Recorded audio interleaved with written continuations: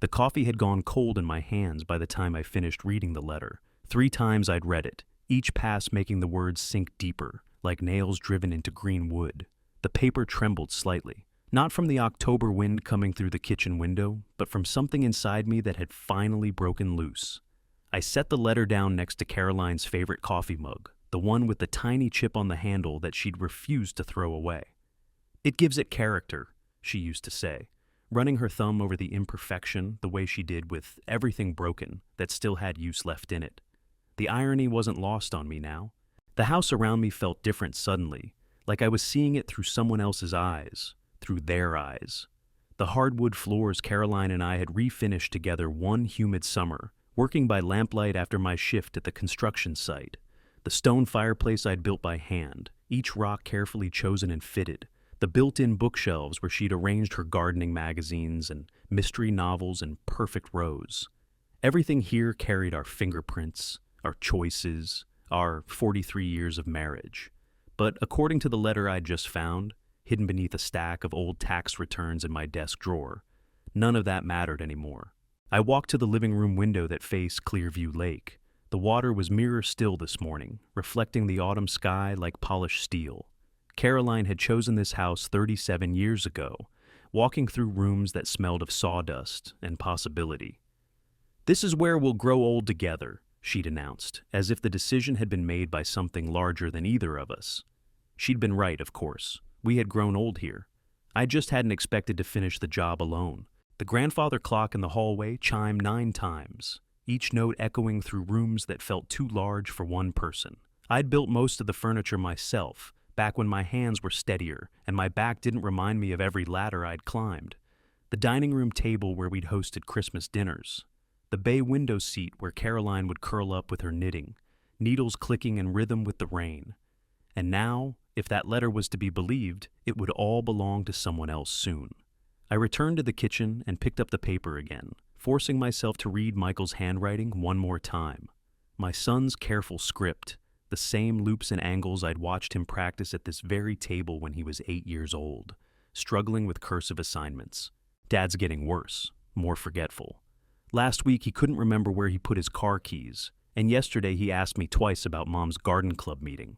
Sandra's mother thinks we should start looking at assisted living options before he hurts himself. The house is too big for him anyway, and honestly, we could use the equity. Sandra's pregnant again, and with the kids' college funds to think about. The words blurred for a moment, not from tears, I was past that, but from something harder to name. Disappointment, maybe. Or the particular kind of grief that comes from losing someone who's still breathing. I folded the letter carefully and slid it into the pocket of my work shirt, right next to the reading glasses Caroline had bought me the Christmas before she passed. She'd wrapped them in tissue paper with a note. "So you can see all the details I love about you." Details! Like the way I remembered exactly where I'd put my keys, on the hook by the garage door, same place for 20 years. Like how I'd asked about the garden club meeting, because Caroline had belonged to it, and some part of me still expected her to walk through that door with dirt under her fingernails and stories about Mrs. Henderson's prize-winning roses. The morning light shifted, throwing golden rectangles across the kitchen floor. Outside, a red-winged blackbird landed on the feeder Caroline had hung from the oak tree. I'd filled it fresh yesterday morning, the same way I had every morning for the 3 years since she'd been gone. Forgetful. That's what Michael had written. As if a man who still maintained a house this size, who still paid his bills on time, and drove to town twice a week for groceries, was somehow losing his grip on reality. I walked to the garage, my footsteps echoing in the space that had once housed Caroline's Buick alongside my pickup truck. Now, it was just me and the red Ford, 20 years old but still running strong because I'd taken care of it the way I'd taken care of everything else that mattered. The workbench along the far wall held my tools, each one in its designated place, hammers arranged by weight, screwdrivers sorted by size, the level Caroline had given me for our 5th anniversary still hanging from its hook. Above the bench, my father's old toolbox sat on a shelf, its metal corners worn smooth by decades of honest work. This was where I'd found the letter. Not lying out in the open, but tucked beneath a stack of tax returns I'd been meaning to file. Hidden, like something shameful, like evidence of a crime. I pulled out the wooden stool Caroline used to sit on when she'd come out here to watch me work on weekend projects. She'd bring 2 cups of coffee and we'd talk about everything and nothing. Her plans for the garden, my thoughts on retirement, the latest news from Michael and Sandra, and the grandchildren. When had those conversations stopped? When had Michael stopped calling just to check in, started calling only when he needed something? The transition had been so gradual, I'd barely noticed it happening. First, it was help with the down payment on their house. Then Sandra's medical bills when Emma was born, car repairs, home improvements, Emma's dance classes, little James's baseball equipment. Always something and always presented as temporary.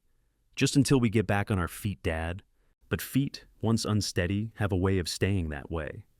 I thought about the last time Michael had visited, 2 weeks ago, on a Sunday afternoon, when the lake was showing off its autumn colors.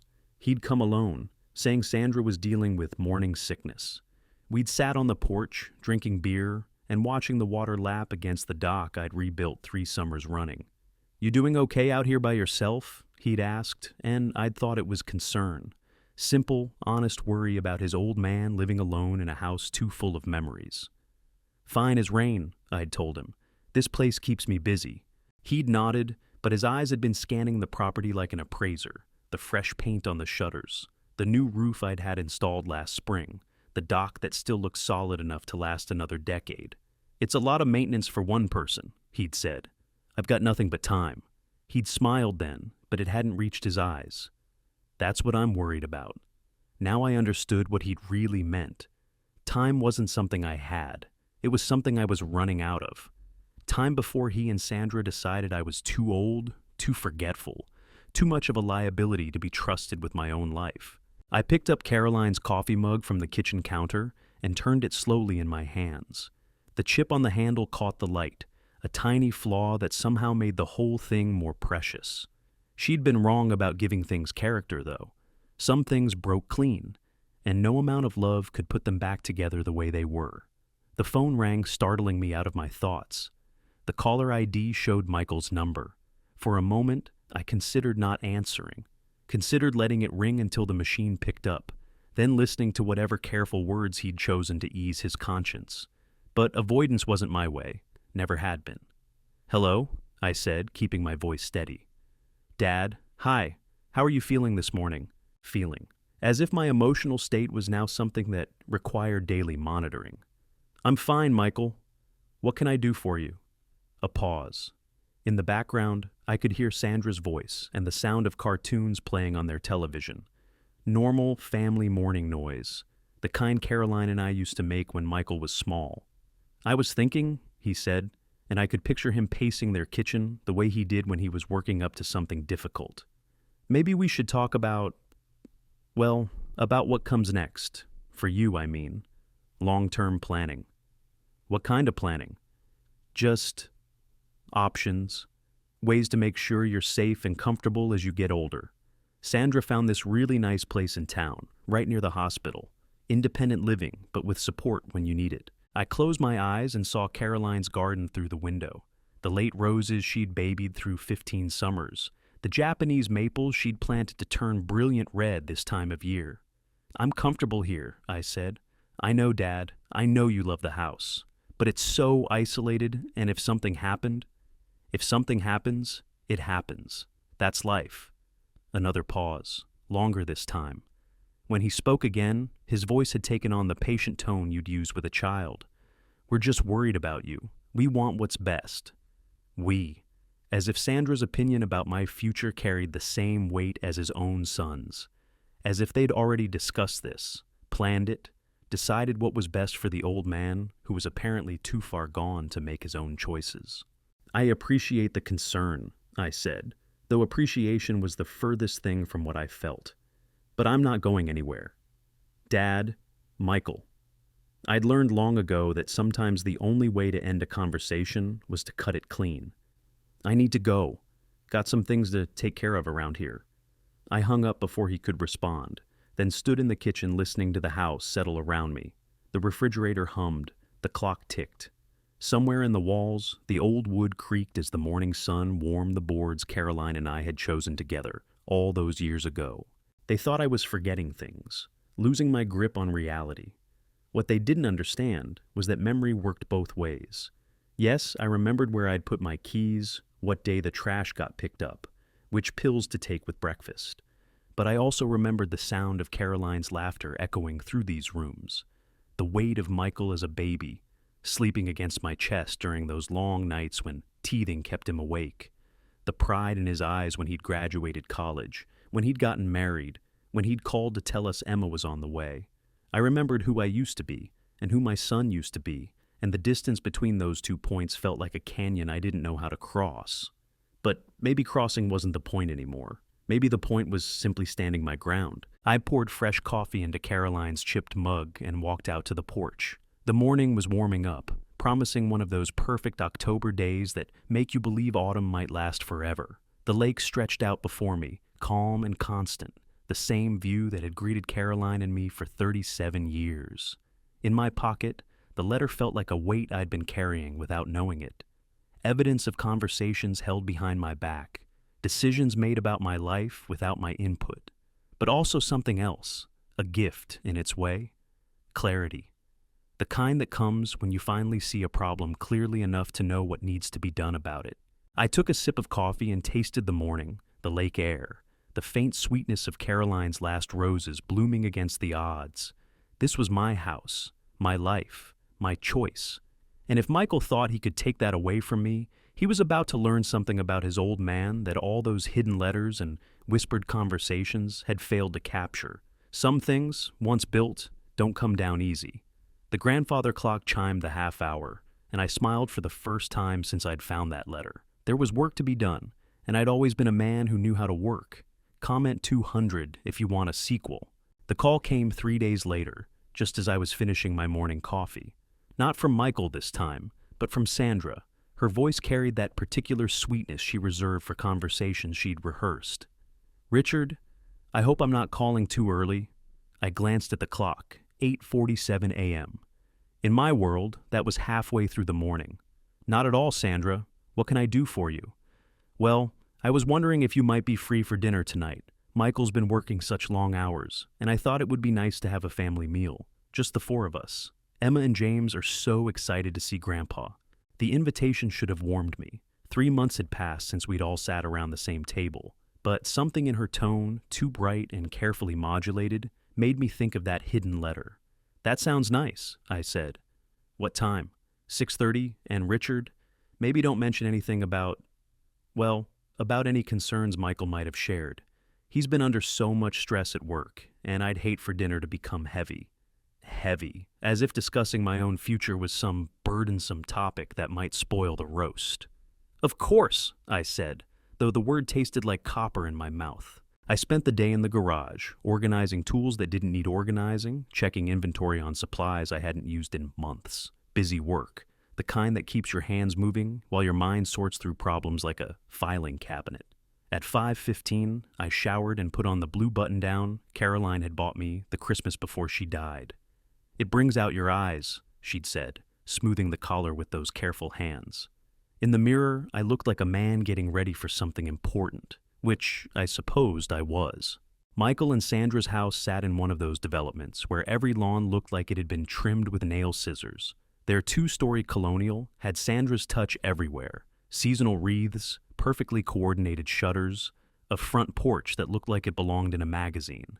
It was the kind of house that required maintenance, but never looked like it needed any. Emma answered the door, 9 years old and gap-toothed, wearing a dress that probably cost more than I spent on clothes in a month. "Grandpa!" She threw her arms around my waist with the unself-conscious affection that grandchildren specialize in. "There's my girl," I said, lifting her up even though she was getting too big for it. "How's 4th grade treating you?" "It's okay. We're learning about the solar system. Did you know Jupiter has 79 moons?" "I did not know that." "Well, now you do," she said with the satisfaction of someone who'd just shared important intelligence. James appeared behind her, 6 years old, and serious as a bank president. He offered me a handshake instead of a hug. He'd reached that age where displays of affection required careful consideration. "Good to see you, buddy," I said, matching his solemn tone. Sandra emerged from the kitchen, wiping her hands on a dish towel. She'd always been pretty in a careful way. the kind of woman who looked like she'd stepped out of a clothing catalog. Tonight she wore a cream-colored sweater and jeans that probably cost more than most people's monthly grocery budget. "Richard, you look wonderful," she said, kissing my cheek with the same precision she brought to everything else. "Dinner's almost ready. Michael's just washing up." The house smelled like roast beef and something floral. Sandra's signature candles, which she lit even for casual Tuesday dinners. The dining room table was set with their good china, the kind with tiny roses around the rim that looked too delicate for actual use. Michael appeared as we sat down, his hair still damp from the shower, wearing khakis and a polo shirt that made him look younger than his 38 years. He'd inherited Caroline's eyes and my stubborn chin, though the combination looked better on him than it had on me at that age. "Dad, good to see you," he said, gripping my shoulder in that half-hug men give each other when they're not sure what else to do. "How was the drive over?" "Fine, traffic was light." "Good, good." He took his seat at the head of the table, gesturing for me to sit to his right. The placement felt deliberate, close enough for conversation, but clearly marking who was in charge. Sandra served the meal with the efficiency of someone who'd planned every detail. Roast beef sliced thin, mashed potatoes that looked like they'd been through a food processor, green beans cut to identical lengths. Even the gravy had a professional quality to it, no lumps or imperfections. "This looks fantastic," I said, because Caroline had taught me that compliments were part of being a good guest. "Sandra's been experimenting with new recipes," Michael said. "She's thinking about starting a catering business once the baby comes." "Baby," the word hung in the air like an announcement. Emma and James exchanged glances. Clearly, this wasn't news to them. "Congratulations," I said, looking between them. "When's the due date?" "May 15th, Sandra said, her hand moving unconsciously to her still flat stomach. "We just found out last week." I did the math automatically. May meant conception in August, right around the time Michael had started calling more frequently, asking about my health, my plans, my ability to manage the house alone. "That's wonderful news," I said, and meant it. Whatever else was happening, new life was always cause for celebration. The conversation flowed easily enough through the first course. Emma told me about her science project on cloud formations. James demonstrated his ability to balance a spoon on his nose. Michael talked about work, something about a new client, and a deadline that was making everyone nervous. But underneath the normal dinner chatter, I could feel something else. The way Sandra's eyes flicked to Michael when she thought I wasn't looking. The way he checked his watch twice during the salad course. The careful choreography of a conversation that was building towards something. It came with dessert. Sandra's famous apple pie, served with vanilla ice cream that had probably been scooped hours ago and left to achieve the perfect consistency. "Dad," Michael said, cutting his pie into precise triangles. "Sandra and I have been talking about something, about the future." Here it was, the real reason for the invitation, the carefully planned meal, the good china, and Sandra's best smile. "What about the future?" "Well," Sandra said, taking over with the smooth transition of a relay runner, "with the new baby coming, we're going to need more space. And we were thinking, hoping, really, that maybe we could all help each other out." I took a bite of pie, letting the sweetness settle on my tongue while I waited for the rest. "The thing is," Michael continued, "the housing market is crazy right now. Our place has good bones, but it's not really set up for 3 kids. And your house, well, it's got all that space you're not really using anymore. What are you suggesting?" They exchanged another look, the kind married couples use when they've rehearsed a difficult conversation. "Maybe we could trade," Sandra said brightly. "You could move into our guest room. It's got its own bathroom, and you'd be right there if you needed anything. And we could take over the lake house. The kids would love having all that room to run around. And it would be so much better for Michael's commute." The words landed like stones in still water, each one sending ripples through everything I thought I understood about this dinner. "You want me to give up my house," I said slowly. "Not give up," Michael said quickly. "More like redistribute. Keep it in the family, but make better use of the space." "Better use. For everyone," Sandra added. "You'd have company, we'd have room for the family to grow. It's really a win-win when you think about it." I looked around the table. Emma was focused on her ice cream, carefully avoiding the conversation with the instinctive wisdom of children who sense adult tension. James had abandoned his dessert entirely and was drawing invisible patterns on the tablecloth. Only Michael and Sandra were watching me, their faces wearing expressions of hopeful expectancy. "And if I don't think it's such a win-win?" I asked. The temperature in the room seemed to drop several degrees. "Dad," Michael said, his voice taking on that patient tone again, "be realistic. You're 71 years old. That house is too big, too isolated. What happens when you can't drive anymore? What happens if you fall or have another episode with your heart? My heart is fine. For now. But we have to think ahead. We have to plan for possibilities." I thought about the letter hidden in my desk drawer, the words about my supposed forgetfulness, my inability to manage my own life. Now I was seeing the conversation that had prompted it, the careful planning that had led to this moment. "This isn't a new idea, is it?" I said. Sandra's smile flickered. "We've discussed it, yes. We care about you, Richard. We want what's best for everyone. And you've decided what that is." "We've explored options," Michael said, "looked at the practical realities." I set down my fork and pushed back from the table slightly. Through the dining room window, I could see their neighbors' houses, each one lit up with the warm glow of evening routines. Normal families having normal conversations about normal things. "I need to think about this," I said. "Of course," Sandra said quickly. "Take all the time you need. We're not in any rush." But they were. I could see it in the way Michael's jaw tightened, in the way Sandra's hands clasped together on the table. They'd expected this to go differently. They'd expected gratitude, maybe even relief that someone else was willing to make the hard decisions for me. The rest of the dinner passed in careful politeness. We talked about safer topics, the weather, the kids' upcoming school events, Michael's plans for winterizing their deck. But the earlier conversation hung over everything, like smoke from a fire you can't quite locate. When it was time to leave, Emma hugged me extra tight. "I love you, Grandpa," she whispered into my shirt. "I love you too, sweetheart." James shook my hand again, still serious. "Will you come to my soccer game on Saturday?" "Wouldn't miss it," I said, though I wondered if that would still be true after I'd given them my answer. Michael walked me to my truck, his hands shoved deep in his pockets. "Dad, I know this is a lot to process, but I want you to know it's coming from a good place. We really do think it's the best solution for everyone." I opened the truck door and turned to face him.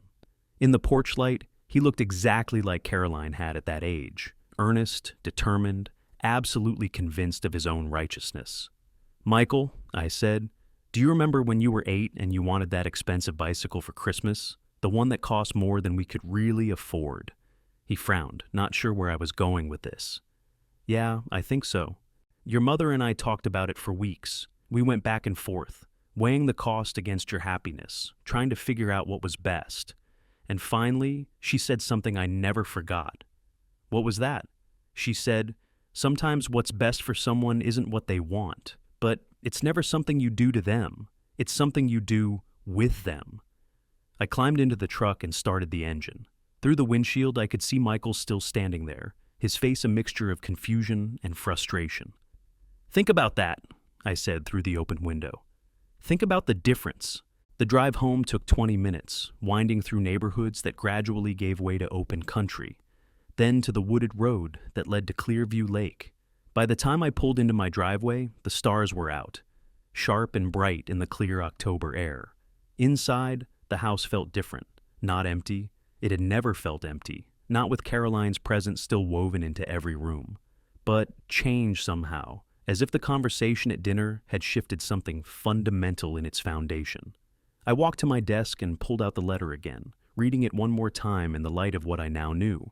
The words took on new meaning, revealing themselves as not just observations, but strategy. Documentation of my supposed decline, evidence to support what they had already decided. Dad's getting worse, more forgetful. I folded the letter and slipped it back into the drawer, but this time I left it on top of the tax returns, visible. No more hiding, no more pretending I didn't know what was happening. In the kitchen, I made myself a cup of tea and sat at the table where Caroline and I had shared thousands of meals, made countless plans, weathered every storm that 43 years of marriage could throw at us. The house settled around me with its familiar sounds, the hum of the refrigerator, the tick of the grandfather clock, the whisper of wind through the eaves. They wanted my house. More than that, They wanted my life reorganized according to their convenience, my future planned according to their timeline. They'd wrapped it in concern, in practical considerations, in the language of family, looking out for family. But what they'd really shown me tonight was how little they understood about what this place meant, what Caroline and I had built here, what I was willing to give up, and what I'd fight to keep. The tea had gone cold by the time I finished thinking it through.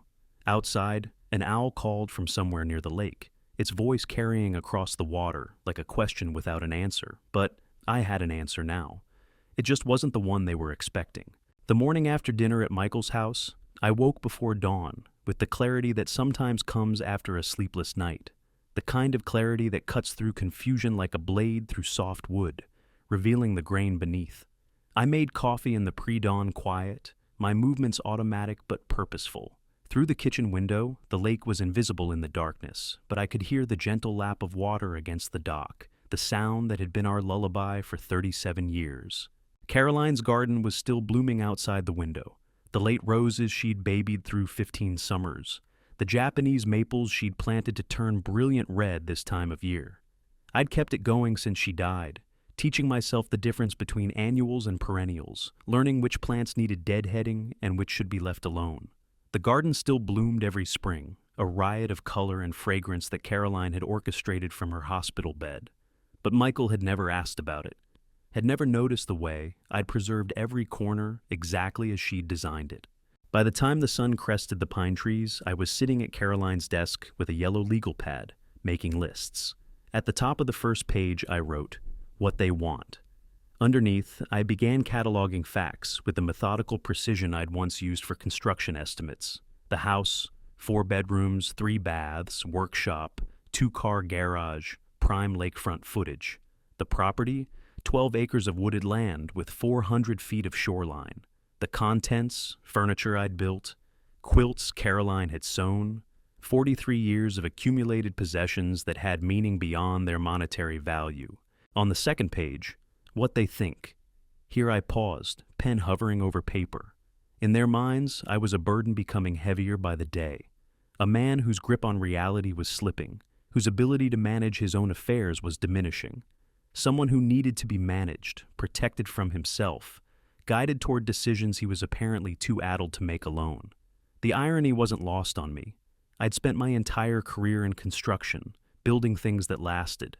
I knew about foundations, about reading blueprints, about the patience required to create something solid and enduring. Yet my own son saw me as a structure on the verge of collapse. On the third page, what I know. This was the hardest list to write, because it required admitting truths I'd been avoiding for months. I knew that Michael hadn't called just to chat in over a year. Every conversation had a purpose, a request, a gentle probe about my health or my plans. I knew that Sandra's sudden friendliness coincided exactly with their financial pressures. The new baby, the need for more space, the mounting costs of raising 2 children, with a third on the way. I knew that the letter I'd found wasn't an accident. People don't hide things in obvious places unless they want them to be found, consciously or otherwise. Some part of Michael had wanted me to see those words, to understand how they really viewed me. Most painfully, I knew that Caroline would have seen this coming long before I did. She'd always been better at reading people, at detecting the subtle shifts in tone and body language that revealed true intentions. "Michael's struggling," she'd said during his last visit before she died. "He's scared about money, about providing for his family. Scared people don't always make the best choices." At the time, I'd thought she was making excuses for him. Now, I understood she'd been warning me. I poured a second cup of coffee and walked through the house, seeing it with fresh eyes. The living room where Caroline and I had spent countless evenings, her knitting while I read the paper, both of us comfortable in the kind of silence that only comes after decades of marriage. The master bedroom where we'd slept through 43 winters, where I'd held her hand during those final weeks when the cancer made sleep a luxury she could rarely afford. The guest room where Michael used to stay when he came home from college, walls still decorated with his high school football trophies and photographs from family vacations. I wondered when he'd stop seeing this as his childhood home and started seeing it as real estate.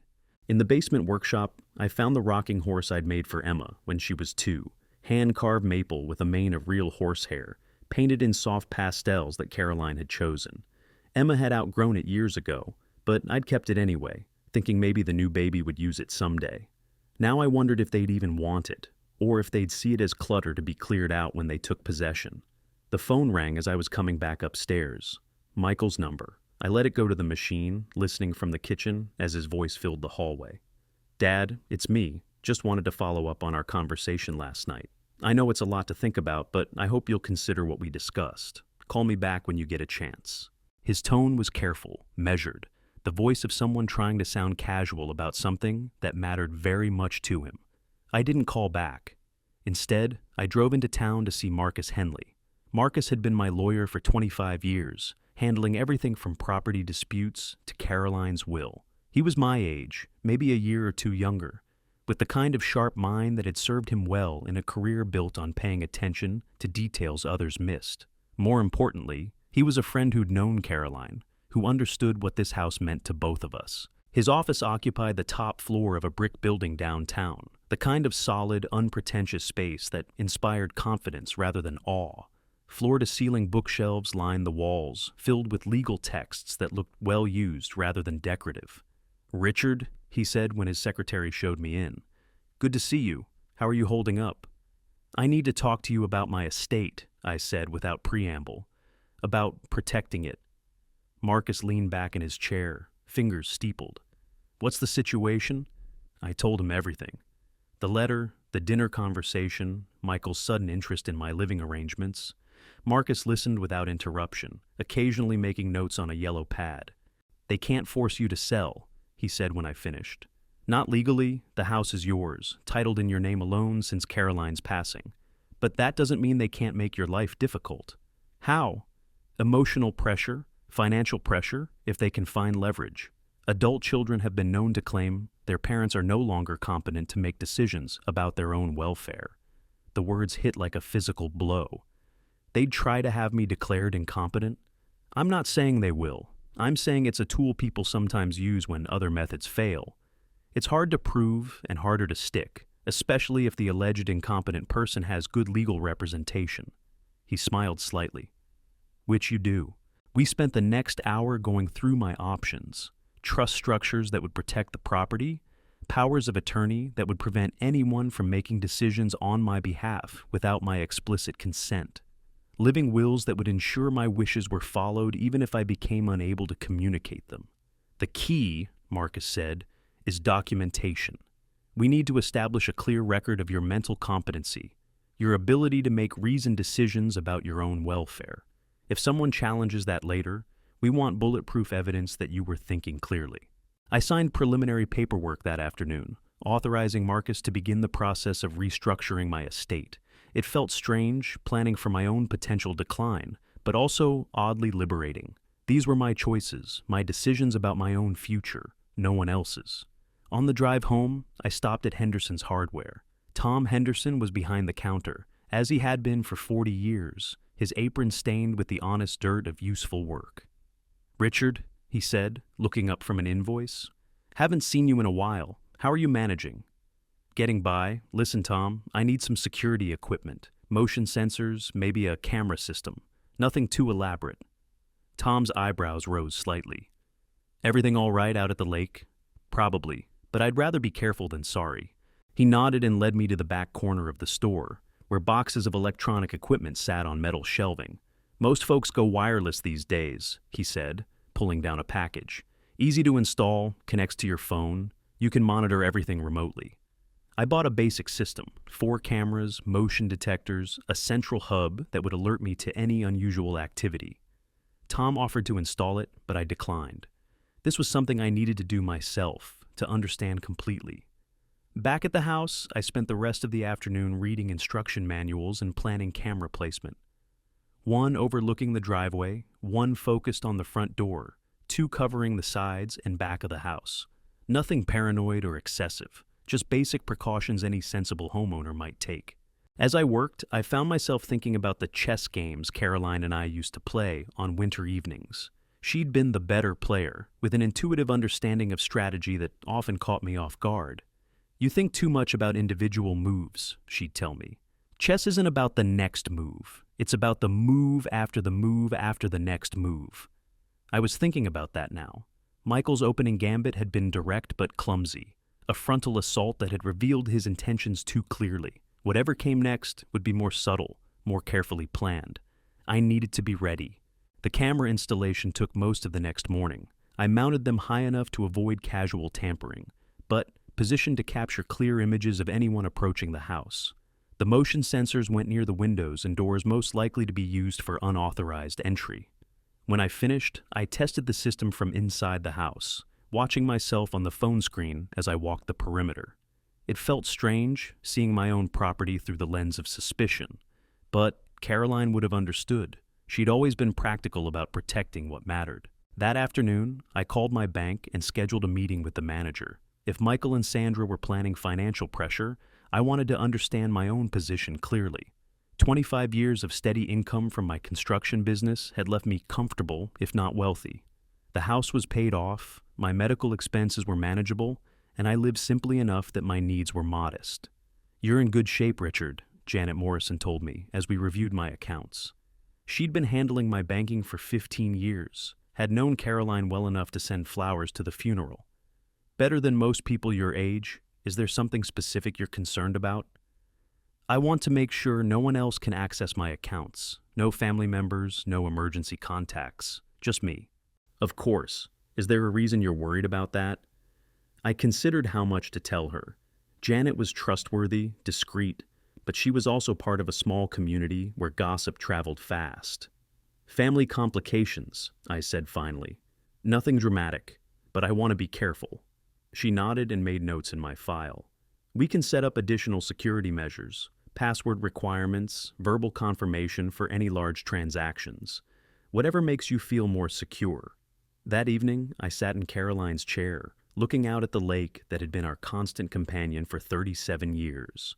The water was choppy today, whitecaps rolling across the surface like small explosions of fury. By the time the sun touched the horizon, the first drops of rain were hitting the windows. The phone rang twice, both times Michael's number. I let both calls go to the machine, listening to his voice grow progressively more frustrated. "Dad, I know you're there. We need to talk about this. Call me back." "Dad, it's been 3 days. Sandra's worried about you. Just pick up the phone." I didn't pick up. I was done being managed, manipulated, or guided toward decisions other people had made for my own good. They'd shown me their hand too clearly, revealed their true intentions too completely. Now it was time to show them mine.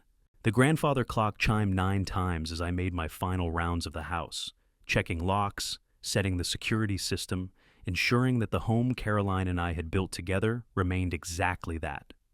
Our home, protected and preserved according to our values, not their convenience. Tomorrow would bring new challenges, new attempts at pressure and persuasion. But tonight, for the first time since I'd found that letter, I felt ready for whatever came next. The rain continued to fall, drumming against the windows with increasing intensity.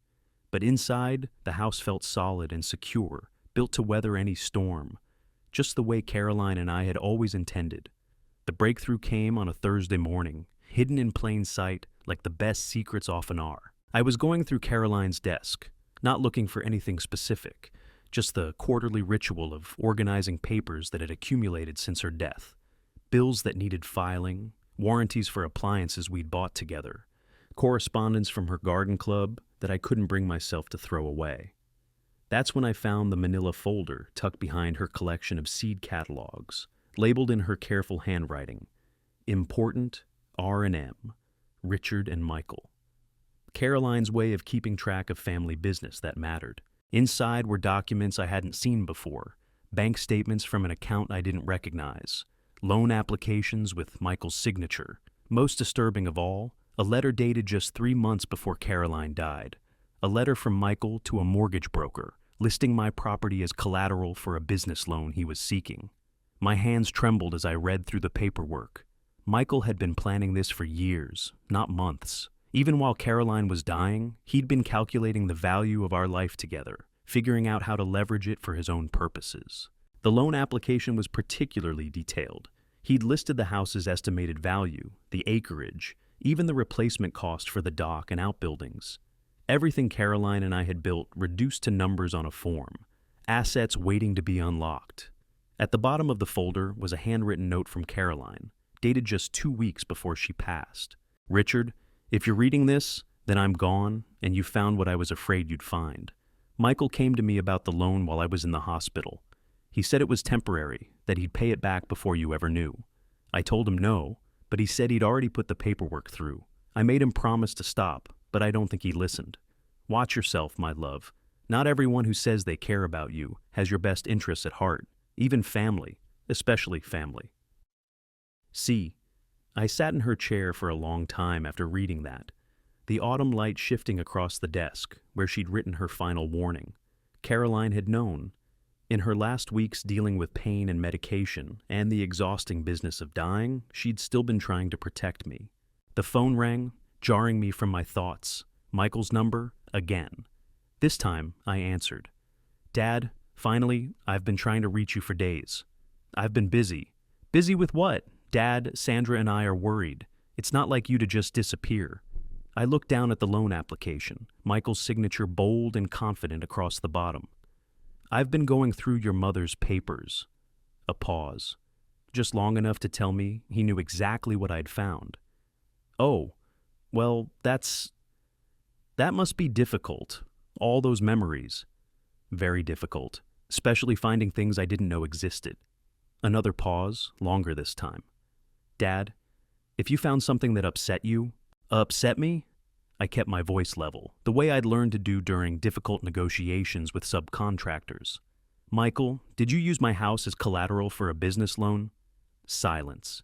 In the background, I could hear Sandra's voice, though I couldn't make out the words. It's complicated, he said finally. No, it's not. It's a yes or no question. Yes, but without my knowledge or consent. Dad, let me explain. The business opportunity, while your mother was dying. It wasn't like that. I was trying to secure our future, the family's future. I thought if I could get the loan, build the business, I'd be in a better position to help you when the time came. Help me do what? Help you transition, when you're ready to make changes. I almost laughed. The circular logic was breathtaking. He'd use my property to get money to build a business that would allow him to help me give up the property he had already leveraged. And when exactly did you think I'd be ready to make these changes? Dad, you have to understand. Sandra's pregnant, we need more space, and you're out there alone in that big house. It just makes sense for everyone. Everyone except me. That's not true. You'd be taken care of. You'd have family around, people to look after you. People to look after me, I repeated. Like you've been doing?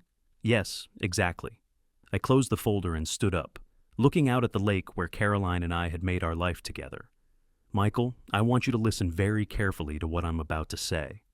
Okay, the loan is your problem, the house is mine, and if you think you can manipulate me into giving up what your mother and I built together, you've seriously misjudged the situation. Dad, please don't be unreasonable. I hung up. For the next hour, I sat with Caroline's papers spread across the desk, putting together a timeline I should have seen years ago. The pattern was clear once you knew what to look for. Michael's sudden interest in my health after Caroline's diagnosis. His frequent visits during her final months, always with questions about our finances, our plans, our long-term security. His insistence on helping with the funeral arrangements, which had given him access to bank statements and insurance documents.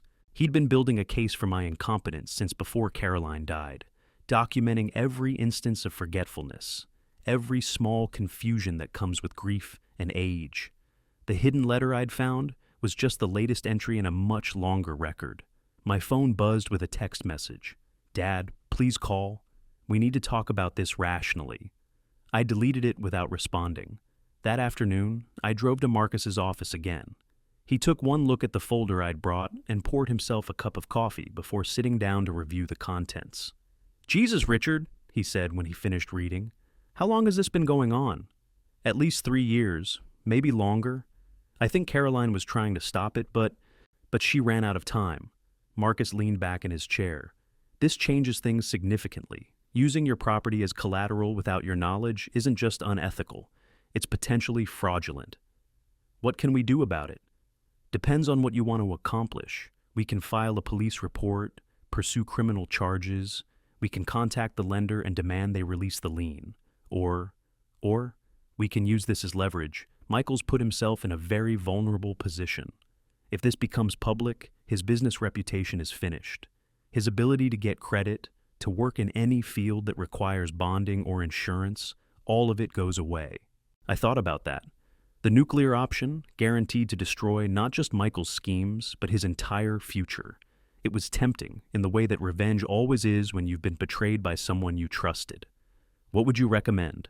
Honestly, give him a chance to fix this himself. Send him a certified letter demanding that he remove your property from any loans or liens within 30 days. If he doesn't comply, then we bring in the authorities. And if he does comply, then you've protected your assets and maintained some possibility of repairing the relationship. Eventually. That evening, I drafted the letter myself, keeping the language simple and direct. Michael, I have discovered that you used my property as collateral for business loans without my knowledge or consent. You have 30 days to remove any and all liens against my property and provide written documentation that this has been done. If you fail to comply, I will pursue all available legal remedies, including criminal charges for fraud. This is not a negotiation. Dad. I printed it on plain paper, no letterhead or fancy formatting. Sometimes the most powerful messages come in the simplest packages. The next morning, I drove to the post office and sent it certified mail, return receipt requested. The clerk, a woman named Betty, who'd been handling mail in our town for 20 years, looked at the address with interest. Sending something to your son? Official business, I said. She nodded with the discretion that comes from years of handling other people's correspondence. Some packages tell their own stories. That weekend, I didn't go to James's soccer game. For the first time in 3 years, I broke a promise to my grandson, and the guilt sat in my chest like a stone. But I couldn't face Michael and Sandra yet, couldn't pretend that everything was normal while waiting to see how they'd respond to my ultimatum. Instead, I worked in Caroline's garden, pulling weeds that had grown bold in the autumn coolness, preparing the beds for winter.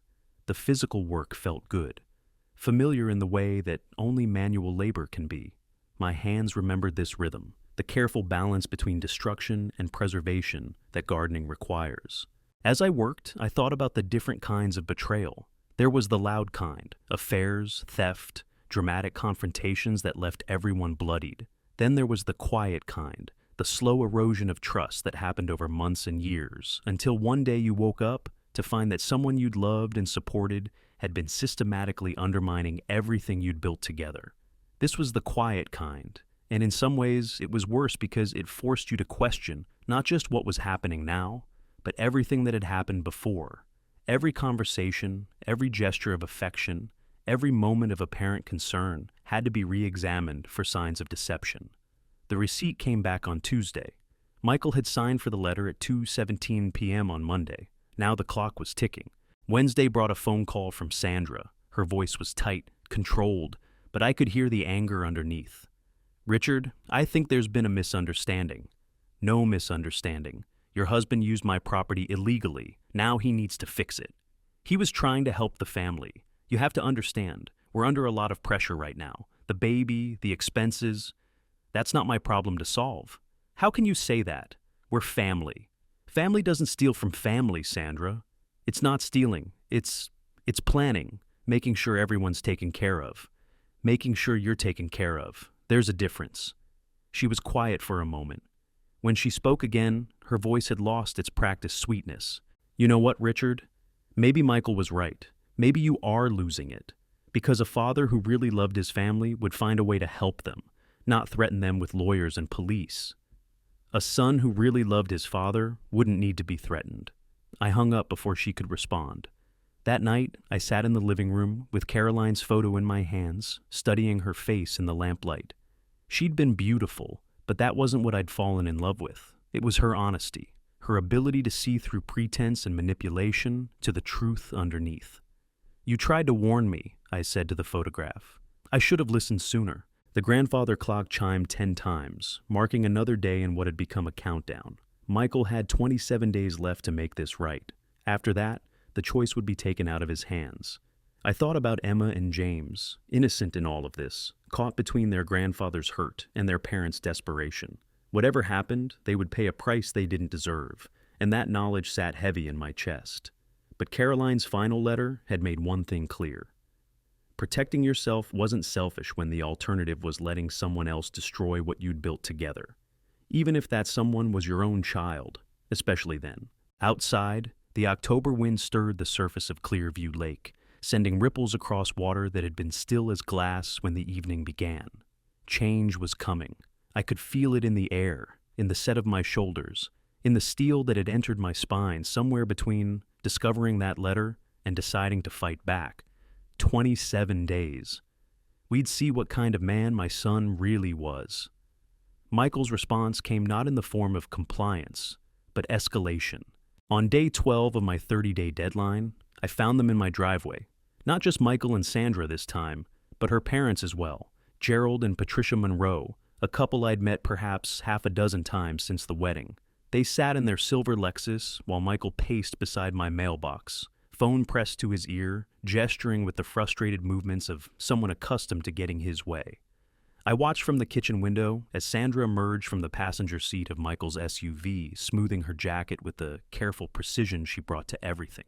Even from a distance, I could see the calculated nature of their arrival, the timing during my usual afternoon coffee, the presence of witnesses, the way they'd positioned themselves between me and the main road. This wasn't a family visit. It was an intervention.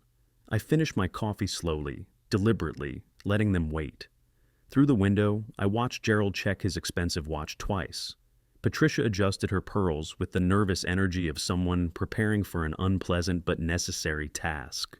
Michael finally ended his call and said something to the group that made them all look toward the house.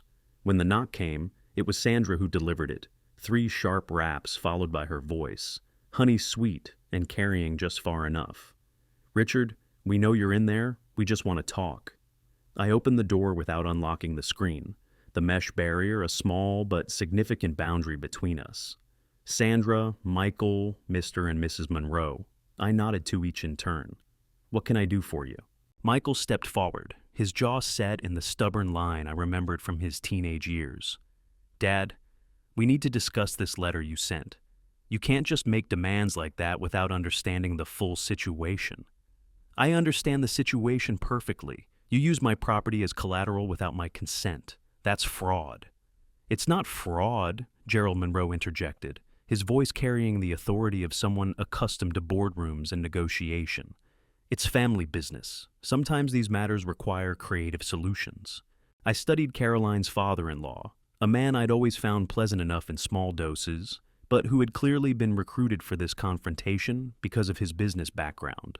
His presence here told me everything I needed to know about how seriously they were taking my ultimatum. "Creative solutions," I repeated. "Is that what you call forgery?" "No one forged anything," Sandra said quickly. "Michael had power of attorney." "No," I cut her off. "He doesn't. Never has. That's a lie." The group exchanged glances, the kind of quick eye contact that revealed a plan being adjusted in real time. Patricia cleared her throat with the delicate sound of someone preparing to deploy maternal wisdom. "Richard, dear, we're all concerned about you.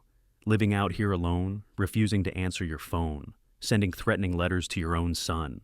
These aren't the actions of someone thinking clearly." There it was. The incompetence angle, delivered with grandmother's sweetness and a surgeon's precision. I'd been expecting it, but hearing it spoken aloud still sent a chill through my chest. "I'm thinking perfectly clearly," I said, "clear enough to know when I'm being manipulated."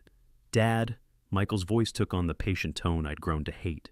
"We're trying to help you. Can't you see that?" "Help me what? Give up everything I've worked for, everything your mother and I built together? Help you transition to the next phase of your life with dignity, before circumstances force harder choices." Before circumstances force harder choices. The threat was barely veiled now. "Play along willingly, or we'll find ways to make you." I looked at each of them through the screen door, Michael with his mixture of determination and guilt, Sandra with her calculated concern, the Monroes with their polite but unmistakable sense of entitlement. 4 people who had decided my future without consulting me, who now expected me to thank them for their thoughtfulness. "I appreciate your concern," I said, though appreciation was the furthest thing from what I felt. "But I won't be transitioning anywhere, and if that loan isn't removed from my property in 18 days, you'll be transitioning to jail." I closed the door before anyone could respond. Through the curtain, I watched them huddle in my driveway for several minutes, voices raised in what was clearly a heated discussion. Finally, they climbed back into their vehicles and drove away, gravel crunching under their tires like punctuation marks. But I knew they'd be back. This had been reconnaissance, not retreat. That evening, I called Marcus with an update. He listened to my account of the afternoon's visit, making notes in his careful lawyer's shorthand. "They're trying to establish a pattern," he said when I finished. "Document instances of concerning behavior that could support an incompetency claim later. The fact that Sandra's parents were there suggests they're building a broader case, multiple witnesses to your supposed decline." "What do I do about it?" "First, we accelerate our own documentation.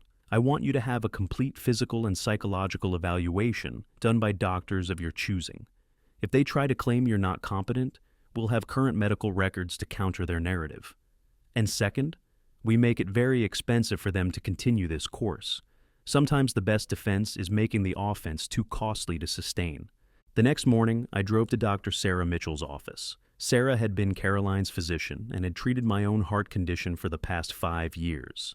She was in her 60s with silver hair and the kind of direct manner that inspired confidence rather than comfort. "Richard," she said, reviewing the notes I'd brought explaining the situation, "you want a comprehensive evaluation to establish your mental and physical competency?" "That's right. I need it documented that I'm perfectly capable of making my own decisions." She nodded, unsurprised. "I've seen this before. Adult children convinced they know what's best. Elderly parents caught between independence and family pressure.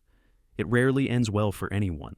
The evaluation took most of the morning. Blood work, cognitive tests, balance assessments, memory exercises. When we finished, Dr. Mitchell smiled.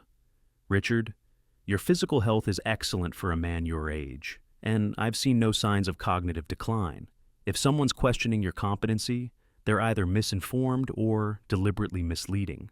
I requested copies of all test results and medical records. If this went to court, I wanted documentation that would make Michael's claims look foolish." That afternoon, I met with the second part of my strategy. Tom Bradley had served as sheriff of our county for 15 years before retiring to start a private security consulting business. I'd known him since high school, and more importantly, I trusted him to be discreet. "Richard," he said when I explained what I needed, "you want to document everything that happens on your property. Everything. Every visit, every conversation, every attempt at intimidation. I want a record that shows exactly who's doing what to whom." Tom nodded, pulling out a tablet to make notes. "We can set up a comprehensive system. Cameras with audio, motion sensors, even GPS tracking for your vehicles if you're concerned about tampering. The key is making sure everything's admissible if this goes legal." We spent 2 hours planning the installation. Cameras positioned to capture the driveway, all entrances, and the waterfront approach. Motion sensors that would alert me to any activity around the house. Most importantly, a central recording system that would store everything off-site, beyond the reach of anyone who might want to delete inconvenient evidence. "One more thing," Tom said as we finished. "You might want to consider varying your routines. If they're planning something more aggressive, predictability makes you vulnerable." That evening, I implemented the first change in my habits. Instead of my usual evening walk around the property, I drove into town for dinner at Murphy's Diner. The food was nothing special, but the public setting felt safer, and the familiar faces of neighbors reminded me that Michael and Sandra didn't represent my entire world. Eleanor Hastings, who'd taught 3rd grade for 40 years before retiring, stopped by my table. "Richard, I heard you've had some family visitors lately. Everything all right?" News traveled fast in a small town, but Eleanor's concerns seemed genuine. "Family business," I said. "Nothing I can't handle." She patted my shoulder with the motherly gesture she'd perfected on thousands of 8-year-olds. "If you need anything at all, you call me. Sometimes the people who say they love us aren't the ones we can count on." Driving home in the dark, I thought about Eleanor's words. For 3 years since Caroline's death, I'd been so focused on maintaining my connection to Michael and his family that I'd neglected the broader community that had been part of our lives for decades. Neighbors who'd helped during storms, fellow church members who'd brought casseroles after the funeral, old friends who'd shared memories of Caroline at the reception. I'd isolated myself in grief, and that isolation had made me vulnerable to Michael's manipulation. But isolation was a choice, not a permanent condition. The security system was installed the next day, Tom's crew working with professional efficiency. By evening, I had real-time access to everything happening on my property through an app on my phone. The psychological effect was immediate. For the first time in weeks, I felt like I was watching rather than being watched. On day 15, Marcus called with news. "I've been doing some research on Michael's business dealings," he said. "Interesting pattern of loans and credit applications, all using various forms of leverage tied to future family assets. This isn't his first attempt at creative financing." "What does that mean?" "It means you're not the only one at risk. If Michael's business fails, a lot of people are going to lose money. That gives us additional leverage if we need it. And if I don't want leverage, if I just want this to stop, then we proceed with the criminal complaint. But Richard, once we cross that line, there's no going back. Michael will face serious charges, possibly prison time. Are you prepared for that?" I thought about Emma and James, about Christmas mornings and soccer games and all the normal family moments that would be lost forever. Then I thought about Caroline's final letter, her warning about family who claimed to care while systematically undermining everything she'd worked for. "I'm prepared," I said. That night, I sat in Caroline's chair with her photograph in my hands, studying the smile that had sustained me through 43 years of marriage. The house was quiet around me, but it felt different now, not empty, but expectant, like a structure that had weathered many storms and was preparing for one more. Through the window, Clearview Lake reflected the lights of distant houses, other families settling in for the evening, normal lives proceeding normally, unburdened by the kind of betrayal that forced you to choose between self-preservation and family loyalty.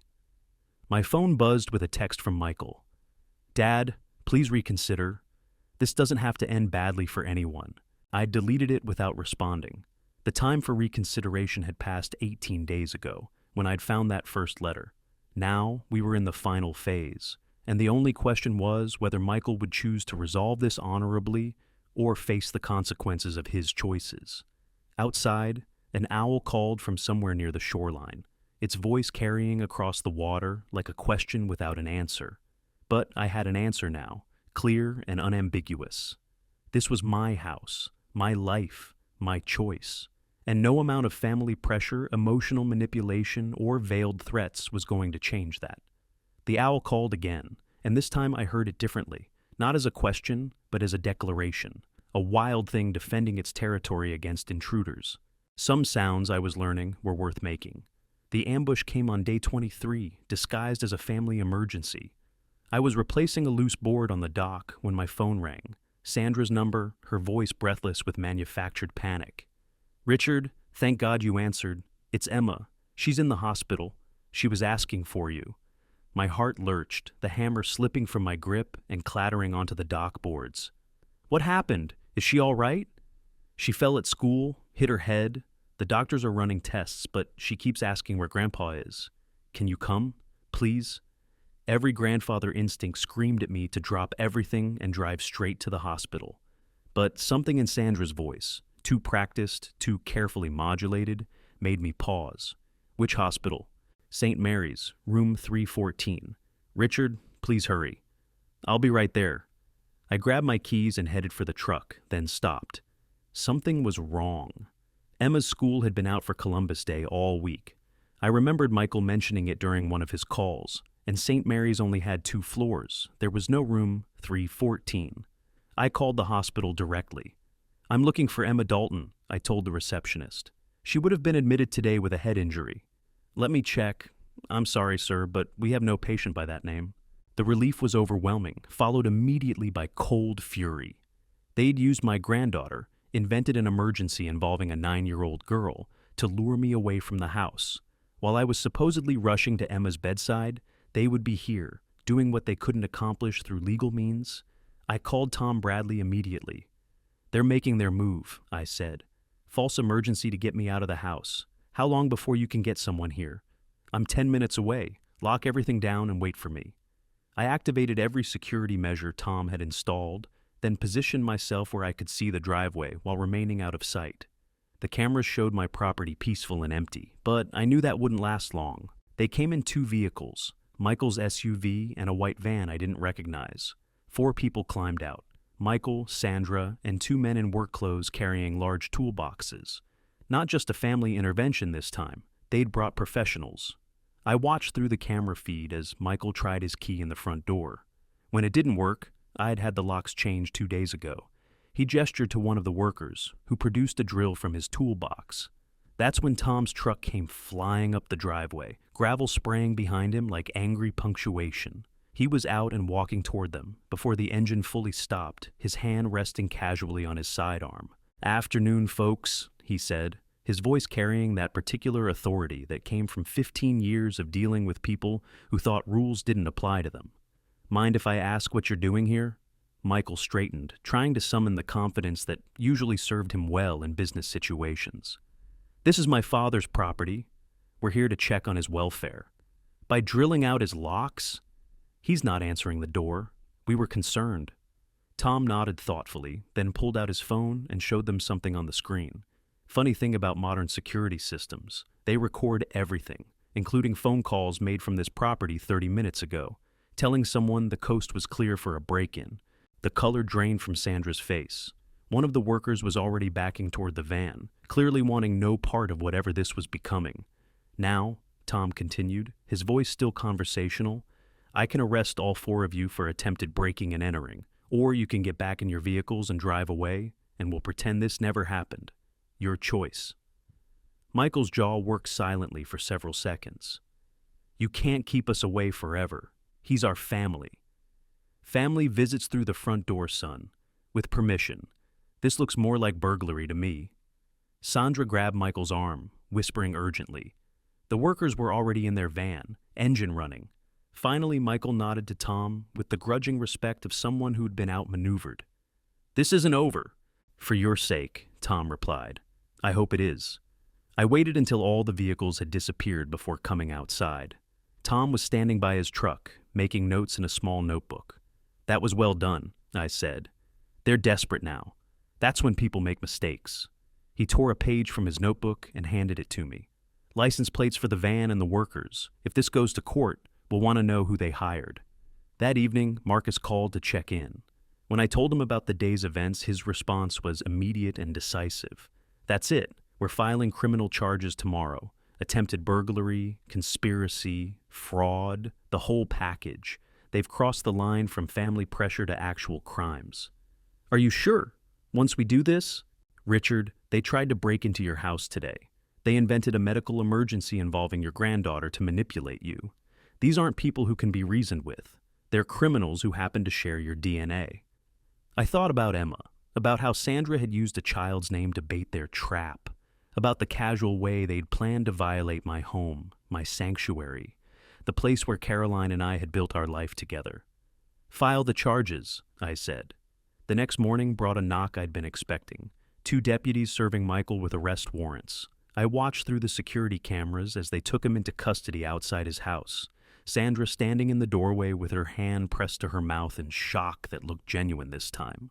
But the real surprise came that afternoon, when my doorbell rang and I found Emma and James on my porch, small overnight bags in their hands, looking confused and frightened.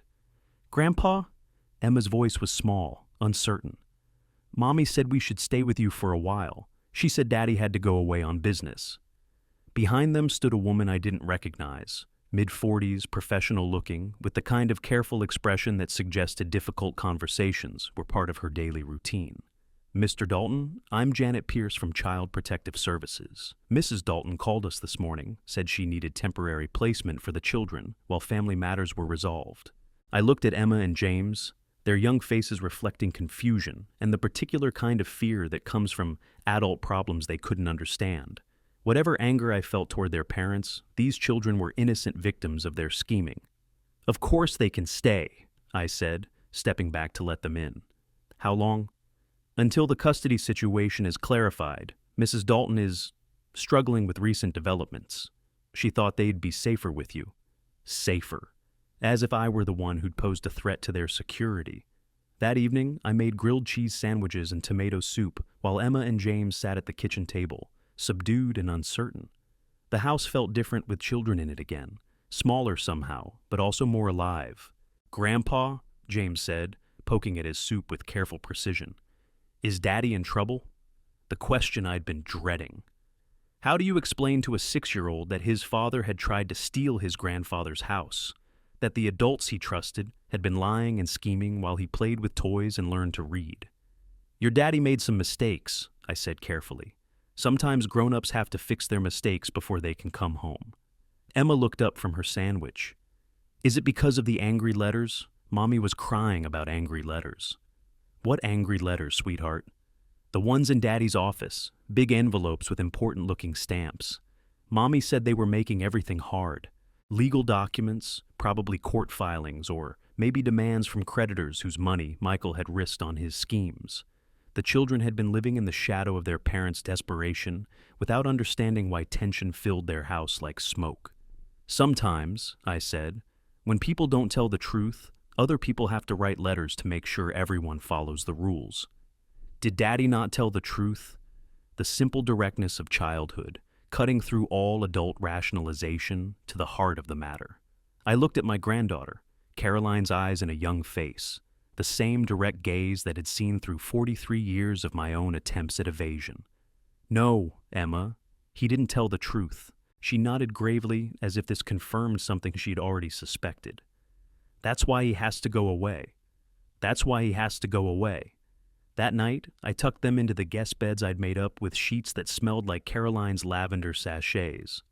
Emma asked for a story, so I told her about the time her grandmother had rescued a baby bird that fell from its nest, nursing it back to health in a shoebox lined with cotton balls. "Did it fly away when it got better?" she asked. It did, but it came back every spring to nest in the same tree. Sometimes when you help something heal, it remembers where it felt safe. After they were asleep, I sat on the porch with a cup of coffee, listening to the lake lap against the dock in the darkness. The house behind me held new sounds, the whispered breathing of children, the creak of floorboards as small bodies shifted in sleep. The particular quiet that comes when innocence rests untroubled. Michael had forced this choice on me, but holding Emma and James, protecting them from the fallout of their parents' schemes, felt more right than anything had in months. They would stay here, in this house their great-grandmother had loved, until their world stabilized enough for them to return to it safely. My phone buzzed with a text from an unknown number. "This isn't over. You'll regret choosing strangers over family." I looked at the message for a long moment, then deleted it. Strangers. As if the grandchildren sleeping in Caroline's guest room were somehow less family than the adults who'd tried to steal their inheritance. Inside, the grandfather clock chimed 11 times, marking another day in what had become the strangest chapter of my 71 years. Tomorrow would bring new challenges. Court hearings, custody arrangements, the complex business of untangling the web Michael and Sandra had woven around all our lives. But tonight, my house held the sound of children breathing safely in beds I'd helped Caroline choose, in rooms where she'd dreamed of grandchildren spending summers, in the home we'd built to shelter love across generations. Some victories, I was learning, came disguised as defeat, and some family was defined not by blood or legal documents, but by who showed up when innocence needed protection. The lake whispered against the shore, and for the first time in months, the sound carried no warning, only the eternal rhythm of water finding its proper level, despite every attempt to redirect its course. The trial lasted 3 days, but the outcome was decided in the first hour when Marcus presented Caroline's hidden folder to the jury. Watching 12 strangers read through my son's plans, his calculations, his timeline, his casual dismissal of my autonomy, I felt something settle in my chest that had been churning for months.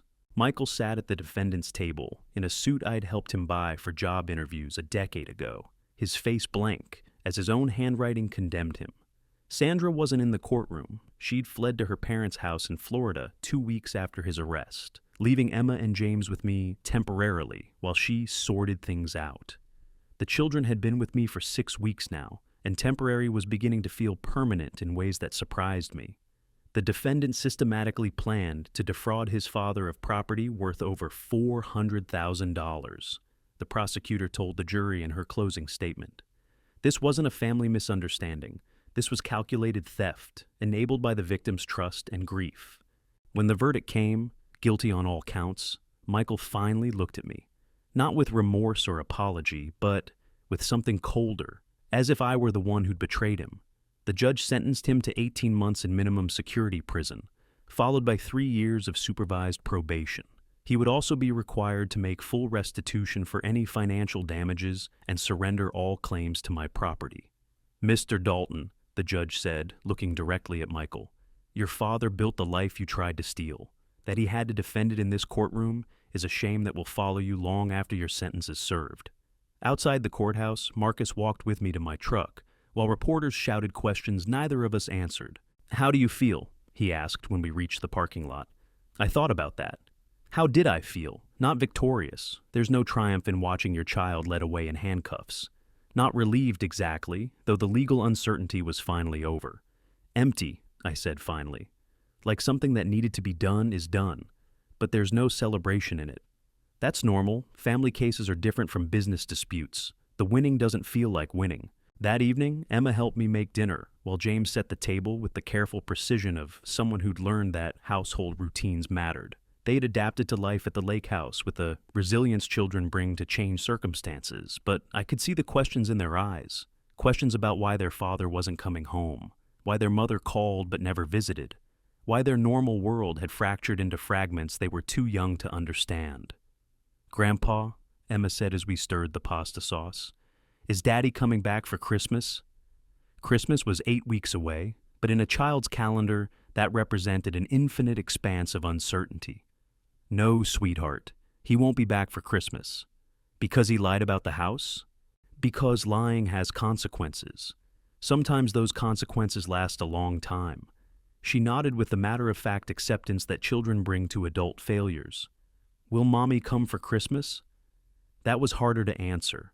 Sandra had called twice since leaving for Florida, both times speaking only to the children, both conversations brief and strained. She'd made no mention of visiting, no requests for custody, no plans for their future beyond asking if I could keep them a little longer. "I don't know," I said honestly. "But you'll be here, with me. We'll make it a good Christmas." Emma smiled, the first genuine smile I'd seen from her since the day they'd arrived with their overnight bags. "Can we get a big tree and make cookies like Grandma Caroline used to?" "We can do anything you want." After dinner, we sat in the living room, while the children did homework at the coffee table Caroline had chosen 20 years ago. James worked on math problems with tongue-poking concentration, while Emma read from a book about horses, occasionally sharing interesting facts about Mustangs and Arabians. This was what Caroline had envisioned when we'd bought this house. Children's voices filling the rooms. Homework spread across surfaces built to withstand the chaos of family life.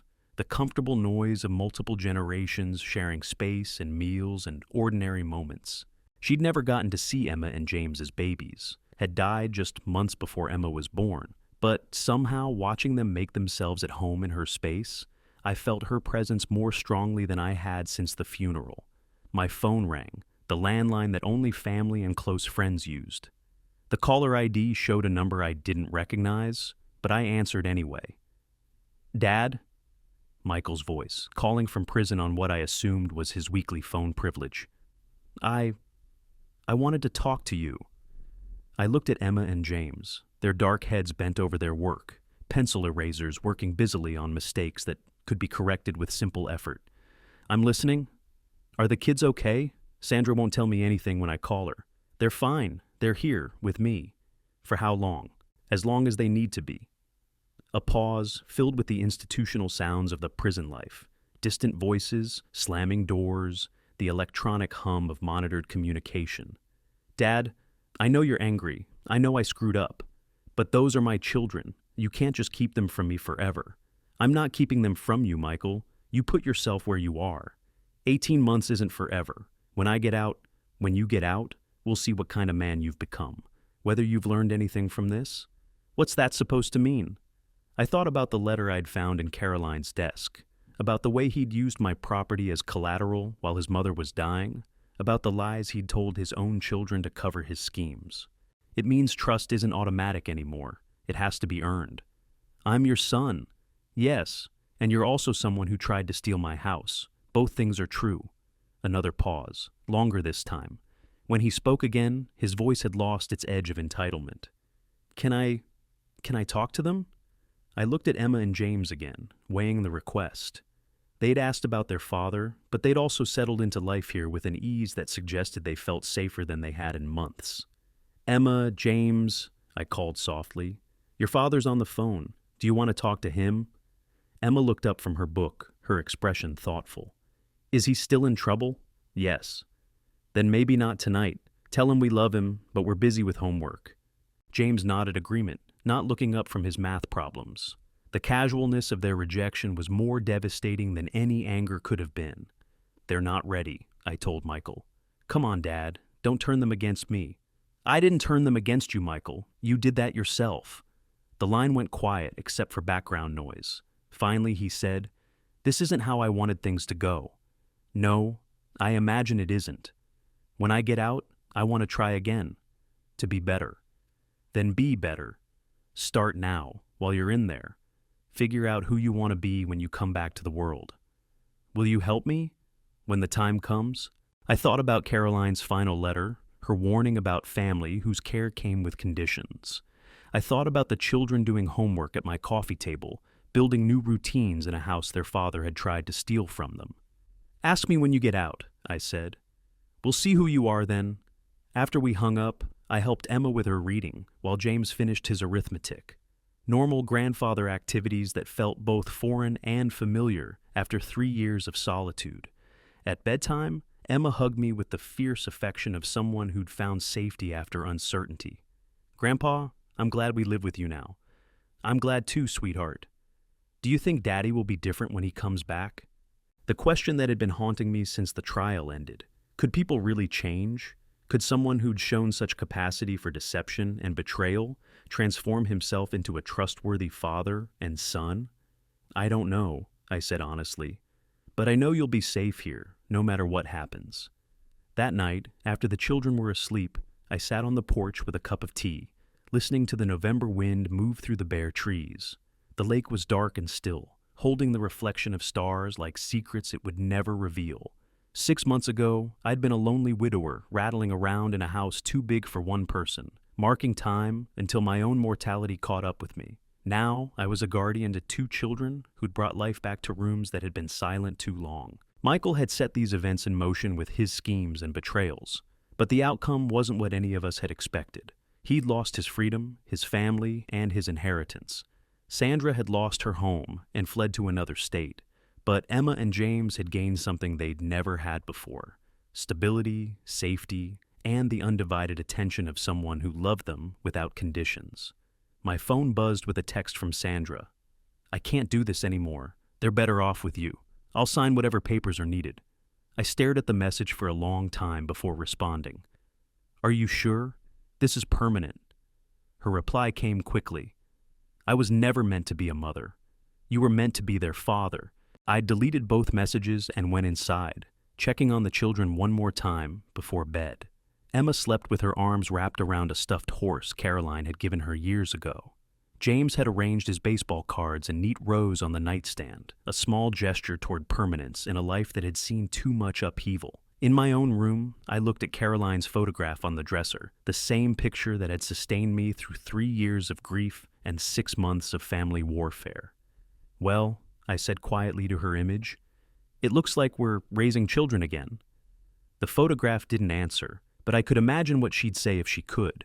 Caroline had always believed that love found a way, that families formed around need and affection rather than just blood and law. Emma and James needed a stable home. I needed purpose beyond maintaining memories. Michael needed to learn consequences. Sandra needed to figure out who she was without the pressure of responsibilities she'd never wanted.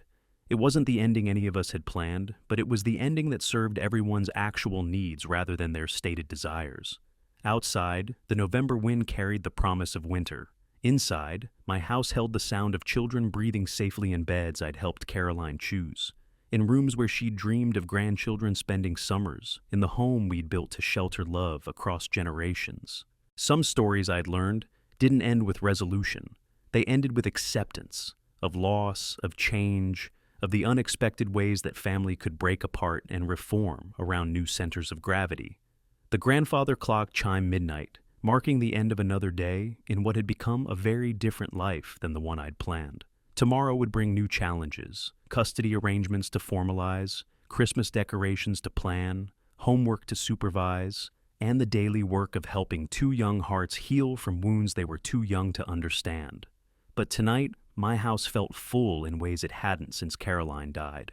Not just with the presence of children, but with purpose, with the quiet satisfaction of providing sanctuary to innocence that had been caught in adult storms.